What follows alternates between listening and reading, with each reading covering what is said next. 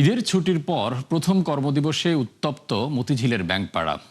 ইসলামী ব্যাংকের নতুন চেয়ারম্যানের নিয়োগ বাতিলের দাবিতে গ্রাহক ফোরামের ব্যানারে বিক্ষোভ করেছেন শত শত মানুষ। পরিস্থিতি নিয়ন্ত্রণে রাখতে লাঠিচার্জ ও জল কামান ছুঁড়েছে পুলিশ। এতে আহত হয়েছেন অর্ধশত। তবে বাংলাদেশ ব্যাংক জানিয়েছে নিয়ম মেনেই ব্যাংকটিতে নতুন চেয়ারম্যান নিয়োগ দেওয়া হয়েছে। মিসবাহ হাসানের রিপোর্ট। সোমবার সকালে মতিঝিল ইসলামী ব্যাংকের প্রধান কার্যালয়ের সামনে বিক্ষোভ করেন ব্যাংকটির গ্রাহকরা। নতুন চেয়ারম্যানের বিরুদ্ধে এস আলম সংশ্লিষ্টতা সহ নানা অভিযোগ এনে স্লোগান দেন তারা। দাবি তোলেন নিয়োগ বাতিলের। ব্যক্তিকে আবার ইসলামী ব্যাংকে পদায়ন করার মাধ্যমে আমরা বুঝতে পারছি যে এখানে আবার এস আলমকে এখানে পুশিং করা হচ্ছে। আমাদের গ্রাহকদের আজকে এই অধিকার সে অধিকার নিশ্চিত করার জন্য আমরা এখানে এসেছি। পরিস্থিতি নিয়ন্ত্রণে ঘটনাস্থলে আসে পুলিশ। এক পর্যায়ে মারমুখী হন বাহিনীর সদস্যরা। জল কামান ও সাউন্ড গ্রেনেড ছুড়ে বিক্ষোভকারীদের ছত্রভঙ্গের চেষ্টা করেন তারা। এতে আহত হন অন্তত অর্ধশত গ্রাহক। গুরুতর অবস্থায় হাসপাতালে ভর্তি হন একজন। 30 থেকে 40 জনের মতো আমাদের ধারণা এসেছিলেন। আমরা তাদেরকে প্রয়োজনীয় চিকিৎসা দিয়ে ছেড়ে দিয়েছি। গুরুতর আহত একজন আছেন। বিক্ষোভকারীরা ছত্রভঙ্গ হলে ঘটনাস্থল ছেড়ে যায় পুলিশ। আবারও জড়ো হন গ্রাহকরা। সংবাদ সম্মেলনে বাংলাদেশ ব্যাংকের গভর্নরের পদত্যাগ সহ 5 দফা দাবি তোলেন বিক্ষোভকারীরা। জীবন থাকতেও ব্যাংকে দুশ্চরিত্রবান খোরশেদ আলম ইসলামী ব্যাংকে প্রবেশ করতে পারবে না। এই বাংলাদেশের শ্রেষ্ঠ দুর্নীতিবাজকে আমরা ইসলামী ব্যাংকে কোনোভাবেই ঠাঁই দিতে পারি না। এই গ্রাহকরা কোনোভাবে ইসলামী ব্যাংকে লেনদেন করার ক্ষেত্রে স্বাচ্ছন্দ্য অনুভব করবে না। সে কারণে ইসলামী ব্যাংকের চেয়ারম্যান হিসেবে যাকে নিয়োগ দেওয়া হয়েছে তাকে অবিলম্বে তার নিয়োগ বাতিল করে তাকে এই পদ থেকে অপসারণ করতে হবে। এসব বিষয়ে পুলিশের বক্তব্য মেলেনি। তবে বাংলাদেশ ব্যাংকের মুখপাত্র জানিয়েছেন নতুন চেয়ারম্যান যাচাই বাছাই করে নিয়োগ দেওয়া হয়েছে। সুনির্দিষ্ট কোনো অভিযোগ তার ব্যাপারে ছিল না, থাকলে অবশ্যই ইতোমধ্যে সে ট্রায়ালের আওতায় চলে আসে। ইসলামী ব্যাংকের চেয়ারম্যান নিয়োগ যে সিদ্ধান্ত এটা সঠিক। অতএব যেহেতু ক্যাম্পাসের বাইরে যে কোনো ঘটনা সেটা বাংলাদেশ ব্যাংকের দেখার বিষয় না, এটা আইন শৃঙ্খলা বাহিনী দেখছে বিষয়টা, তারা এই বিষয়টাকে আয়ত্তে নিয়ে আসবে বলে বাংলাদেশ ব্যাংক মনে করে। অন্তর্বর্তী সরকারের সময় নিয়োগ পাওয়া ইসলামী ব্যাংকের chairman M A Zubaidur Rahman পদত্যাগ করেন 24 মে রাতে। সে রাতেই নতুন চেয়ারম্যান হিসেবে নিয়োগ পান বাংলাদেশ ব্যাংকের সাবেক ডেপুটি গভর্নর খুরশিদ আলম। এ নিয়ে তীব্র সমালোচনা শুরু হয় সামাজিক যোগাযোগ মাধ্যমে। দুর্নীতি, এস আলম সংশ্লিষ্টতা সহ নানা অভিযোগে 5ই আগস্টের পর খুরশিদ আলমকে বাংলাদেশ ব্যাংক থেকে পদত্যাগে বাধ্য করা হয়। মিসবাহ হাসান, 71, ঢাকা। দিনাজপুরের জিয়া হার্ট ফাউন্ডেশনের জন্য 49 কোটি টাকার প্রকল্প নিচ্ছে সরকার, যার মাধ্যমে আধুনিকায়ন করা হবে প্রয়াত প্রধানমন্ত্রী বেগম খালেদা জিয়ার মায়ের প্রতিষ্ঠিত হাসপাতালটি। এতে সিংহভাগ অর্থই দিচ্ছে সমাজ কল্যাণ মন্ত্রণালয়। এই টাকার 95% ব্যয় হবে আধুনিক যন্ত্রপাতি কেনায়। তবে এক্ষেত্রে স্বচ্ছতা বজায় রাখার উপর জোর দিচ্ছেন বিশ্লেষকরা। ইমদাদ হুসাইনের প্রতিবেদন। দেশের উত্তরের জেলা দিনাজপুরে জিয়া হার্ট ফাউন্ডেশন নামের এই হাসপাতাল প্রতিষ্ঠা করেন প্রয়াত প্রধানমন্ত্রী বেগম খালেদা জিয়ার মা বেগম তৈয়বা মজুমদার।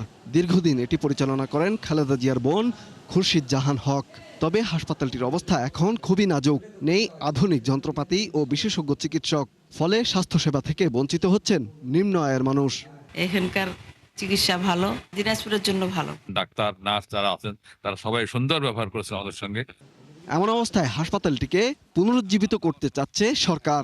সে লক্ষ্যে নেওয়া হচ্ছে প্রায় 49 কোটি টাকার একটি প্রকল্প। ইতিমধ্যে প্রস্তাবনা পাঠানো হয়েছে পরিকল্পনা কমিশনে। এর মধ্যে 39 কোটি ব্যয় করবে সমাজসেবা অধিদপ্তর, বাকিটা ফাউন্ডেশনের নিজস্ব তহবিল থেকে। কর্মকর্তারা জানিয়েছেন মোট অর্থের প্রায় 47 কোটি ব্যয় হবে বিভিন্ন যন্ত্রপাতি কেনায়। বাকি অর্থ যাবে অন্যান্য পরিচালন ব্যয়ে। তবে যন্ত্রপাতি কেনার ক্ষেত্রে ব্যয় স্বচ্ছতার উপর জোর দিচ্ছেন পরিকল্পনা কমিশনের কর্মকর্তারা। তাছাড়া প্রকল্পটি নির্বাচনী ইশতেহারে কিভাবে আছে তাও স্পষ্ট না করায় প্রশ্ন তুলেছেন তারা। এই স্বাস্থ্য অর্থনীতিবিদ মনে করেন হাসপাতালে যন্ত্রপাতি কেনার পাশাপাশি দক্ষ জনবল নিয়োগও জরুরি। এলাকাভিত্তিক হসপিটালগুলোর বাংলাদেশে শুধু দিনাজপুরে না, যেখানেই হচ্ছে একটা বড় চ্যালেঞ্জ হচ্ছে যে উপযুক্ত লোকবল আছে কিনা। দ্যাট মিনস হার্টের জন্য যারা ট্রিটমেন্ট দেবে, যারা এটার ম্যানেজমেন্টে থাকবে, যারা এটা টেকনিক্যাল সাইটগুলো সমস্ত যন্ত্রপাতি চালানোর জন্য যে এক্সপার্ট লোকজন লাগবে সেই ব্যবস্থাটা করতে হবে। সেই ব্যবস্থাটা যদি করা যায়, যদিও এটা চ্যালেঞ্জিং, অসম্ভব আমি বলবো না, এটা চ্যালেঞ্জিং। 245টি যন্ত্রের মধ্যে ইসিজি, ইকোকার্ডিওগ্রাফি, ক্যাথল্যাব ও সিসিও সরঞ্জাম কেনার পরিকল্পনা রয়েছে প্রকল্পটিতে। আগামী 3 জুন এ নিয়ে প্রকল্প মূল্যায়ন কমিটির সভা হওয়ার কথা রয়েছে। ইমদাদ হোসাইন, 71, ঢাকা। চড়া মূল্যস্ফীতির এই সময় 1.5 মাসের ব্যবধানে আবারও বাড়ানো হলো জ্বালানি তেলের দাম। জানিয়ে ক্ষুব্ধ ব্যবহারকারীরা। তাদের মতে এর প্রভাব আরও নেতিবাচক হবে সার্বিক অর্থনীতিতে। যদিও স্থিতিশীল রাখা হয়েছে ডিজেলের দর। ক্যাব সভাপতি বলছেন, সরকারকে সতর্কতার সাথে পদক্ষেপ নিতে হবে এসব ক্ষেত্রে। আরও জানাচ্ছেন মইনুল হাসান। ইরান যুদ্ধের কারণে অস্থির হয় বৈশ্বিক জ্বালানির বাজার, যার প্রভাব পড়ে বাংলাদেশেও। এপ্রিলের মাঝামাঝি লিটারে 20 টাকা পর্যন্ত বাড়ানো হয় সব ধরনের জ্বালানি তেলের দাম। এরই মধ্যে যার প্রভাব স্পষ্ট হয়েছে অর্থনীতিতে। এই সংকট সহনীয় না হতেই আবারও লিটার প্রতি অকটেন ও পেট্রোলের দাম বাড়ানো হলো 5 টাকা করে, জানিয়ে ক্ষুব্ধ ব্যবহারকারীরা। জনগণের দুর্ভোগ যদি সরকার না বুঝে তাহলে আসলে এটা বলার কিছুই নেই। দাম কম ছিল, এখন বাড়াই দিয়েছে 20 টাকা, আবার 25 টাকা যদি লিটারে বাড়াই দেয়, তা আমাদের তো কোনো ইনকামের সোর্স তো আর বাড়তেছে না। আমরা যারা মধ্যবিত্ত বাইক ইউজ করি, বিশেষ করে হুট করে 5 টাকা পার লিটার বাড়া কিন্তু আমাদের জন্য কষ্টদায়ক। যুদ্ধ শুরুর পর থেকে এখন পর্যন্ত জ্বালানি আমদানিতে অতিরিক্ত 42,000 কোটি টাকা ব্যয় করেছে বাংলাদেশ। বিভিন্ন আলোচনায় এমন তথ্য দিয়েছেন সরকারের একাধিক মন্ত্রী। তবে 1.5 মাসে আন্তর্জাতিক বাজারে দাম কমলেও উল্টো পথে বাংলাদেশ। বাজারের যে অবস্থা, তার সে যদি তেলের দাম বাড়ে, রাস্তাঘাটে চলাফেরা খুব কষ্ট। আমাদের মতো আসলে যারা নিম্ন মধ্যবিত্ত শ্রেণীর যারা আছে, তাদের অবশ্যই সমস্যা হয়। সাধারণ মানুষের উপরে এটা বিশাল একটা চাপ পড়ে যায়, সেটা তো সরকারকে ভাবতে হবে, কিন্তু সরকার তো জনগণের দিক থেকে ভাবতেছে না। ভোক্তা অধিকার নিয়ে কাজ করা সংগঠন ক্যাব জানায়, এর প্রভাব আরও নেতিবাচকভাবে পড়বে সার্বিক অর্থনীতির ওপর, যাতে ক্ষতিগ্রস্ত হবেন সাধারণ ভোক্তারা। এই জায়গায় যে আপনার অরাজকতা আছে, সেই জায়গাটায় তো সরকার কোনো অ্যাড্রেস করছে না। অর্থাৎ আমাদের এখানে যে লিকেজ হচ্ছে, এখানে গভর্নেন্স ইস্যু আছে, সেই জায়গাটায় আপনার কোনো কাজ দেখছে না। শুধু দাম বৃদ্ধি মানে হলো কনজিউমারদের আসলে এটা পে করতে হচ্ছে। এদিকে সচিবালয়ে জ্বালানি প্রতিমন্ত্রী বলেন, বাস্তবতা আমলে রেখেই সিদ্ধান্ত নিয়েছে সরকার, যদিও আশ্বাস দেন সমন্বয়ের। অবশ্য জুনের জন্য বাড়ানো হয়নি ডিজেলের দাম। তো সরকার এটা যখন সুযোগ পাবে, এটা তো কিছুটা হলে সমন্বয় করতে হবে, তা নাহলে আপনি যে সোশ্যাল সেফটি নেটে আপনি যে কিভাবে কাভার করবেন। মইনুল হাসান, 71, ঢাকা। বাজেট বরাদ্দ বাড়াতে চান। সচেতনতার অভাবে এবারও কোরবানির চামড়ার দাম পাননি মৌসুমি ব্যবসায়ীরা। ঈদের ছুটি শেষে প্রথম কর্মদিবসে সচিবালয়ে এমন মন্তব্য করেছেন বাণিজ্যমন্ত্রী খন্দকার আব্দুল মুক্তাদির। এ সময় চামড়া খাতের সম্ভাবনার কথা উল্লেখ করে তিনি বলেন, সঠিকভাবে সংরক্ষণ করা গেলে দেশের চামড়া ও চামড়াজাত পণ্যের গুরুত্বপূর্ণ কাঁচামাল হিসেবে ব্যবহৃত হতে পারে কোরবানির পশুর চামড়া, যার জন্য মাঠ পর্যায়ে সচেতনতা বাড়ানো প্রয়োজন। যারা টেনারি, এদের প্রত্যেকটা যদি আমরা আন্তর্জাতিক সনদপ্রাপ্ত হতো, এলজিডব্লিউ সনদপ্রাপ্ত হতো বা এলজিডব্লিউ গোল্ড হতো, তাহলে ভালো ক্রেতা যারা, তাদের কাছে তাদের বিক্রির সুযোগ থাকতো। গার্মেন্টসে যেরকম কমপ্লায়েন্ট ফ্যাক্টরি না হলে ভালো বায়ারের কাছে যেতে পারে না, এখানেও তাই। তীব্র জনরোষে ভিসা নীতি কঠোর করে যুক্তরাজ্য সরকার। এতে গেল বছর উল্লেখযোগ্য হারে কমে অভিবাসীর সংখ্যা, যা 2012 সালের পর সর্বনিম্ন। এতে দেশ জুড়ে দেখা দিয়েছে তীব্র শ্রমিক সংকট, যার নেতিবাচক প্রভাব পড়ছে অর্থনীতিতে। নুসরাত মোমি জানাচ্ছেন বিস্তারিত। চলতি বছর যুক্তরাজ্যের অন্যতম আলোচিত ইস্যু দেশটির অভিবাসন। গেল বছর দেশটিতে মোট অভিবাসীর সংখ্যা ছিল 1,71,000, যা 2024-এর তুলনায় 20% কম এবং 2012 সালের পর সর্বনিম্ন, যার নেতিবাচক প্রভাব পড়ছে অর্থনীতিতে। দেশটির কঠোর নীতির কারণে উল্লেখযোগ্য হারে কমেছে দক্ষ অভিবাসী শ্রমিকের সংখ্যা। যুক্তরাজ্যে দক্ষ কর্মীদের ভিসা পেতে ন্যূনতম বেতন সীমা ছিল 24,200 পাউন্ড, 2024-এ যা বেড়ে দাঁড়ায় 38,700 পাউন্ডে। গেল বছর ভিনদেশি দক্ষ কর্মীদের নিয়োগের ফি 34% বাড়ায় যুক্তরাজ্য প্রশাসন। বাতিল হয় কেয়ার গিভারদের পরিবারের সদস্যদের আনার নিয়মও। এছাড়া স্থায়ী বাসিন্দাদের বিদেশি জীবনসঙ্গীকে যুক্তরাজ্যে আনতে প্রয়োজনীয় আয় সীমা 55% বাড়ানো হয়। নিয়ম কঠোর হয় আন্তর্জাতিক শিক্ষার্থীদের জন্য। স্নাতকের পর বিনা ভিসায় কাজের অনুমতির সময়সীমা 2 বছর থেকে কমিয়ে 18 মাস নির্ধারণ করা হয়। আগে শিক্ষার্থীরা কোর্স শেষ করে কম বেতনে কাজ করে ভিসা পরিবর্তন করতে পারতেন। এখন বেতন সীমা দ্বিগুণ হওয়ায় বন্ধ হয়ে গেছে সে পথও।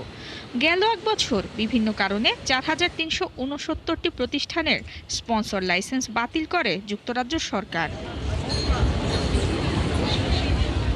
অভিবাসন নীতি কঠোর করায় কমেছে ভর্তিচ্ছুদের আবেদন, ফলে অর্থনৈতিক সমস্যায় পড়েছে যুক্তরাজ্যের বিশ্ববিদ্যালয়গুলো। এরই মধ্যে একীভূত হওয়ার ঘোষণা দিয়েছে গ্রিনউইচ ও কেন্ট ইউনিভার্সিটি। দক্ষ কর্মী সংকটে ভুগছে নির্মাণ খাতের প্রতিষ্ঠান, স্বাস্থ্য ও পরিচর্যা কেন্দ্রগুলো। ফলে কমছে দেশটির রাজস্ব আয় ও সামগ্রিক উৎপাদনশীলতা। এতে তৈরি হয়েছে উচ্চ মূল্যস্ফীতির সম্ভাবনা, যা দীর্ঘমেয়াদে দেশটির অর্থনৈতিক প্রবৃদ্ধির গতি কমিয়ে আনছে।